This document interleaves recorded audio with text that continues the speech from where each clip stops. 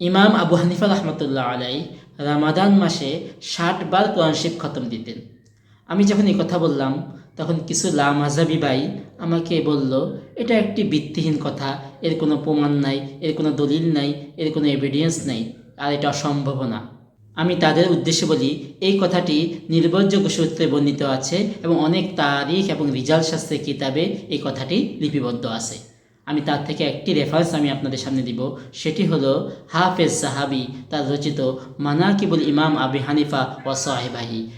এই হাফেজ জাহাবি যিনি হলেন হাম্বলি মাযহাবের হওয়া সত্ত্বেও তিনি ইমাম আবু হানিফার মানাকিব নিয়ে একটি কিতাব রচনা করেছেন, মানাকিবুল ইমাম আবু হানিফা ও সাহেবাহি। আর হাফেজ জাহাবি হলেন এমন এক ব্যক্তি যারা হাদিস ও উলুমুল হাদিস সম্পর্কে ন্যূনতম জ্ঞান রাখে যে হাফেজ জাহাবি তিনি কে।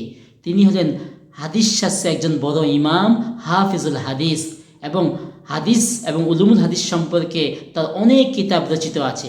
আর এই হাফেজ জাহাবি হাদিস ও উলুমুল হাদিসের এমন কোনো শাখা নেই যাতে তিনি কিতাব রচনা করেনি। হাদিস ও উলুমুল হাদিসের প্রতিটি শাখায় তার রচিত কিতাব রয়েছে। তিনি অসংখ্য হাদিস ও উলুমুল হাদিস সম্পর্কে কিতাব রচনা করেছেন। তার সবচেয়ে বড় কিতাব হলো তারিখুল ইসলাম ও মাশাইরুল আলাম, যেটি 53 খণ্ডের। এরপর তার গ্রহণযোগ্য একটি কিতাব হলো সিয়ারু আলামিন নুবালা, যে কিতাবটি আমার কাছে আছে আইমান শাবরাবির তাহকিকে, যেটি 18 খণ্ডে। এই কিতাবটি আবার শোয়েব আরনাউতে তাহকিক করা আছে 30 খণ্ডের।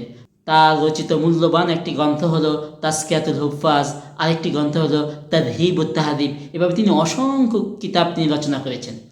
এই হাফেজ জাহাবি ইমাম আবু হানিফার মানাকিব তথা প্রশংসা সম্পর্কে, জীবনী সম্পর্কে একটি কিতাব রচনা করেছেন, যে কিতাবটি আমার কাছে আছে। সেটি হলো মানাকিবুল ইমাম আবি হানিফা ওয়া সাহেবাইহি। এই কিতাবের 23 নম্বর পৃষ্ঠায় হাফেজ জাহাবি নকল করেন, আন ইয়াহইয়া ইবনে নসর কল রুবামা খতামা আবু হানিফা আল কুরআন ফি রামাদানা 60 মাররা, যে ইমাম আবু হানিফা রহমতুল্লাহ আলাই রমজান মাসে 60 বার কোরআন শরীফ খতম দিতেন। তো এটা একটি দালিলিক এবং এভিডেন্স যুক্ত একটি কথা এবং প্রমাণযোগ্য একটি কথা।